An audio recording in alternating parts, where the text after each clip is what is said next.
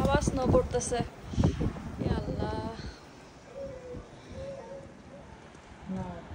এত স্নো পড়ছে,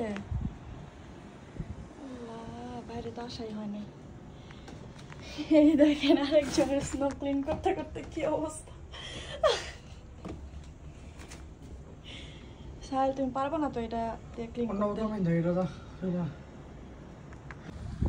গাড়ি টাড়ি সব ঢেকে গেছে। সাহেল একটুটুকু একটু ক্লিন করছে।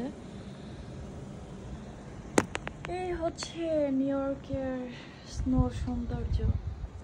আর আমার কাছে কোনো সৌন্দর্যই লাগে না, এত কষ্ট করতে হয় স্নোতে। সবার কাজ বন্ধ হয়ে যায়, বাইরে যাওয়া যায় না, ঘর বন্ধ হয়ে থাকতে হয়। হচ্ছে যতটাই সৌন্দর্য ততটাই ভয়ঙ্কর।